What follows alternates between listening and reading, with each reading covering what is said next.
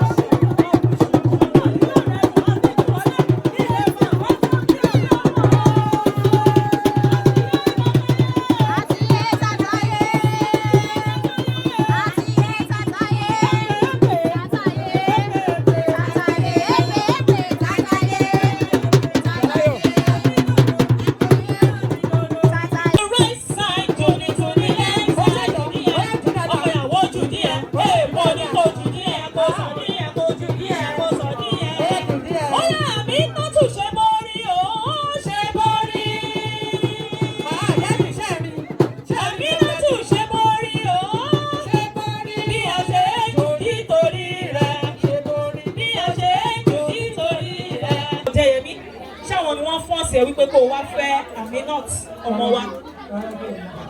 Ẹ jọ ṣe gbọ́ èsì tọkọ ìyàwó fún mi. Rárá kò jọ. Rárá kò jọ.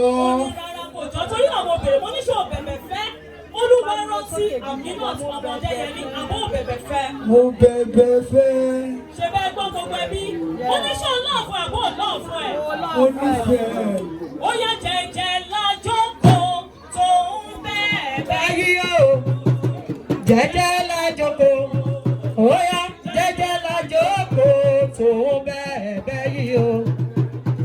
Ìwọ bẹ̀bẹ̀, ó tún dọ̀bálẹ̀ fẹ́ bí wọn. Ó yá ìwọ bẹ̀bẹ̀, ó tún wá dọ̀bálẹ̀ fẹ́ bí wọn.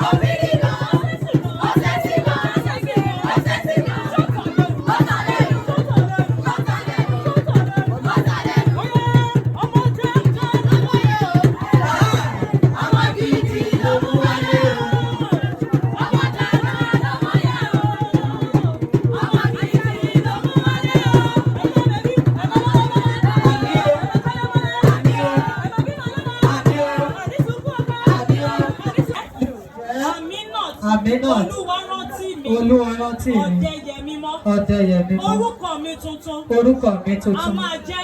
A máa jẹ́. Mrs. Adéníran. Adéníran. Aminat. Olúwa rántí mi. Olúwa rántí mi. Yàrá mi tó wà lágbàlá yín. Ẹ lọ gbé rent. Torí mi ò ní dálé moṣú. Èmi ò ní kú mọ́ kan lórí. Ọkọ ò ní kú mọ́ mi lórí. Mi ò ní tún ìgbéyàwó yìí ṣe. Àti èmi. Àti Timothy ọkọ mi. Ìfẹ́ wa dalẹ̀. Láàláúlá. Wàlá kùwátá. Àmín. Àmín. Mọ́mí ẹ fọwọ́ méjèèjì gbá lórí mú. Àmín. Wọ́n gbàdúrà fún yín. Àmín náà yà lọ.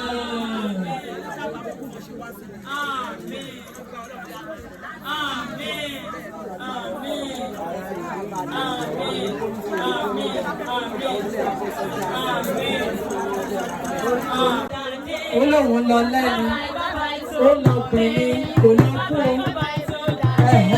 Ilé sọ pé bàbá ìsìn, ló fẹ́ bí ní bàbá ìsìn.